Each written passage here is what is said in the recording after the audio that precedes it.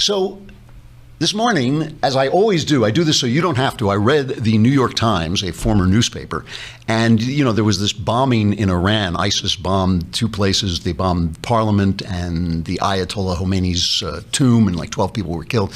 Who do you think is at fault in the New York Times? Who do you think caused this terrorist attack? Take a guess. Go ahead. Yeah, hey, amazing. That's amazing. You must be psychic. That is incredible. Listen to this. The attacks, the first in Tehran in more than a decade, came just after 2 weeks after Mr. Trump, with Saudi Arabia and its allies, vowed to isolate Iran. In the view of many in Iran, the Islamic State, also known as ISIS or ISIL, is inextricably linked to Saudi Arabia.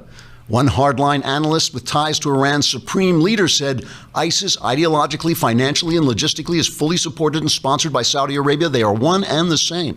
So right after Trump goes to Saudi Arabia to isolate Iran, Iran is bombed, and Saudi Arabia and ISIS says this guy who's a total, Iranian hardliner, which makes him virtually a terrorist. So this guy is interviewed. He's blaming, the New York Times is blaming Trump for this bombing. I mean, the thing is, one of the things we worried about, all of us, I think, worried about with Trump when he was running, is that it was wonderful that he was taking the media to task after 8 years of this media just in the lap of Barack Obama. I mean, just completely covering up his scandals, reporting on him with this dreamy look in his eyes, little bubble hearts floating around. It was the perfect time to destroy the mainstream media. And there is no question that Trump has made them beclown themselves. They have become so obviously what they are: the bias, the hatred, the hysteria, all of that, and the badly reported stories, all of that. But I got to say, one of the things we worried about was that Trump would justify their hysteria by being as bad as they say he is. Now, he hasn't done that, but he is being kind of a knucklehead. I mean, there's a report. I have stopped paying attention to reports of tension in the Oval Office. There are all these reports about, Steve Bannon is out this week, and, Reince Priebus is being fired. And Reince Priebus has been fired like 150 times. I don't know why he's still showing up at work, but all this stuff is being reported. So I'm a little wary when a story comes out saying Trump is on the outs with someone, but this one is about Jeff Sessions, the Attorney General. There's a report out from NBC originally that Sessions threatened to quit because Trump is angry at him because Sessions recused himself from the Russia investigation. And Scary Spicer, the spokesman, was asked about this, and here was his response.